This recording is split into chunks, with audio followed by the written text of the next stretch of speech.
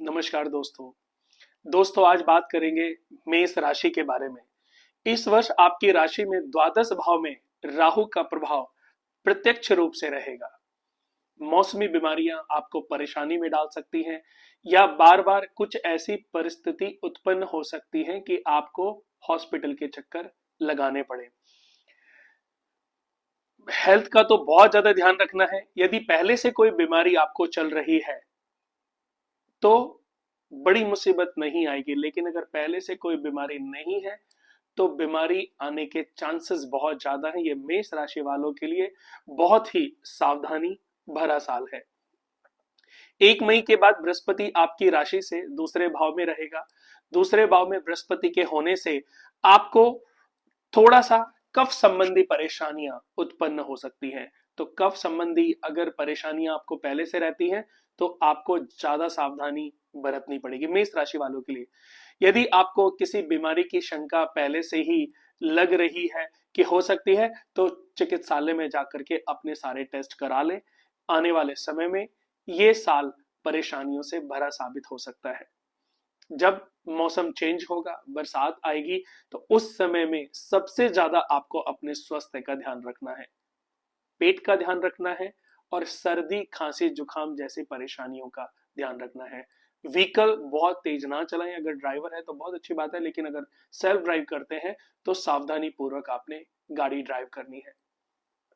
आर्थिक स्थिति की बात करूं तो इस वर्ष आप पूंजी निवेश योजनाएं बना सकते हैं। अगर आप कोई बड़ी इन्वेस्टमेंट करना चाहते हैं तो ये बहुत अच्छा साल है, क्योंकि सट्टे और शेयर बाजार से आपको बड़े लाभ होने के चांसेस बहुत ज्यादा बने हुए हैं।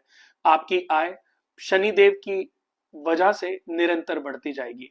क्योंकि अगर हम मेष राशि या मेष लगन की एक जनरल बात करें, मेष लगन, तो मेष लगन के अनुसार 10th घर व्यवसाय का होता है, जिसमें मकर राशि और 11th घर भी शनि का होता है, जो कि प्रॉफिट का घर माना गया, और दोनों ही राशियां शनि की हैं। और अगर राशि से देखूं, मेष राशि से शनि एकादश भाव में है, यानी कि कुंभ राशि में है। तो कुंभ राशि यानी कि शनि का अपना घर है। तो व्यवसाय के पॉइंट ऑफ व्यू से यह साल बहुत ही अच्छा साबित हो सकता है। लेकिन द्वादश भाव में राहु के होने से जहां इनकम आती प्रतीत होगी, वहीं लॉसेस होने के चांसेस भी बहुत सारे बने हुए हैं। आपका बजट बिगड़ सकता है। युवाओं के मन में गलत कार्यों में निवेश करने की प्रवृत्ति जागृत हो सकती है। जो यूथ है, जो 12th ग्रेजुएशन कर रहे हैं, जो सट्टा बाजार छोटा मोटा करते रहते हैं, तो ऐसे बच्चों को, ऐसे लोगों को सचेत रहना बहुत जरूरी है, क्योंकि गलत डिसीजन बड़ी मुसीबत में डाल सकते हैं। कौटुंबिक और सामाजिक अगर मैं बात करूं तो गुरु की अच्छी स्थिति होने के कारण आपका पारिवारिक जीवन बहुत अच्छा रहने वाला है। परिवार के कई सदस्य उनके करियर के और धन के मामले में एकजुट होंगे और बहुत अच्छा धन इकट्ठा करके बहुत अच्छी कोई प्रॉपर्टी बनाने के योग भी बने हुए हैं। यानी कि अगर आपका परिवार कुटुंब एक साथ रहता है, जैसे कई भाई एक साथ रहते हैं, सबका एक साथ बिजनेस है, तो ऐसे लोगों के लिए ये बहुत अच्छा साल साबित होने वाला है। अप्रैल और जून के बीच की मैं बात करूं, अप्रैल से जून के बीच में माता के स्वास्थ्य का ध्यान रखें। यानी कि मेष राशि वालों के लिए ज्यादा ध्यान देने वाली बात है कि अप्रैल, मई और जून के बीच में माता का स्वास्थ्य खराब हो सकता है। यानी कि माता के स्वास्थ्य की वजह से भी आपको अस्पताल की यात्रा करनी पड़ सकती है। शिक्षा और करियर की बात करूं तो गुरु की पंचम दृष्टि, क्योंकि मेष राशि से गुरु की पंचम दृष्टि विद्या भाव पर पड़ने से विद्या पक्ष बहुत मजबूत रहेगा। 5वें घर के कारक बृहस्पति माने गए हैं, और किसी भी जातक की जन्म कुंडली में अगर बृहस्पति 5वें घर में बैठे हैं, 5वें भाव पे बृहस्पति की दृष्टि है, तो परीक्षा के हिसाब से, शिक्षा के हिसाब से ये बहुत अच्छा समय है।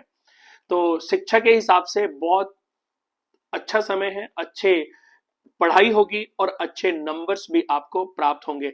और अगर कोई आप बड़ी कोई इंटरव्यू या बड़ा कोई यूपीएससी की तैयारी कर रहे हैं, बड़ी कोई कुछ भी बड़ा करने का सोच रहे हैं आपकी स्टडी के माध्यम से, तो उसमें मनचाहा रिजल्ट आने के बहुत ज्यादा चांसेस हैं।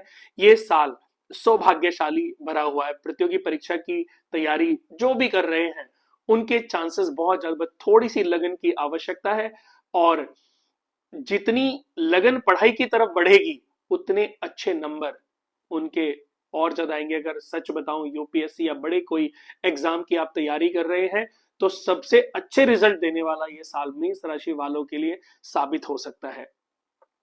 शिक्षा और करियर के अवसर जो खोज रहे हैं, जो पढ़ाई के लिए अब डिसीजन लेना चाहते हैं कि हम क्या पढ़ाई चुने, क्या करियर चुने, तो उनको थोड़ी सी सावधानी बरतनी है।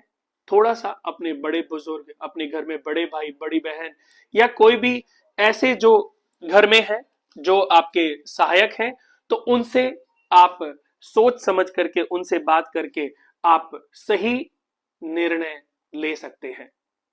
किसी पर भी इन्वेस्टमेंट करना बड़ी ठगी का भी शिकार हो सकते हो, ये भी बहुत ज्यादा आपको ध्यान देने वाली बात है।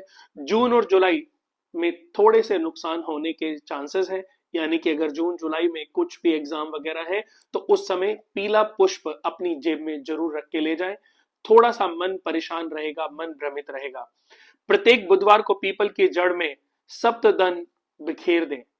बुधवार ये उपाय है मेष राशि वालों के लिए कि प्रत्येक बुधवार को थोड़ा सा सतनाजा लें और किसी भी पीपल के पेड़ की जड़ में बिखेर दें।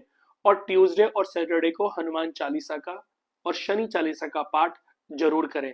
भाग्यशाली रंग इनके लिए लाल है। और शुभ अंक की बात करूं तो 1 नंबर और 9 नंबर मेष राशि वालों के लिए बहुत ही शुभ अंक है। तो दोस्तों, अगर हमारा ये वीडियो अच्छा लगा तो इसको शेयर जरूर करें, और कुणाल वास्तु केंद्र को अगर आपने सब्सक्राइब नहीं किया है तो मेरा अनुरोध है कि इसको सब्सक्राइब जरूर कर लें।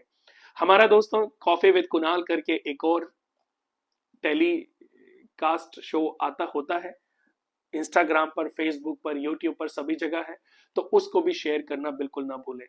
नमस्कार।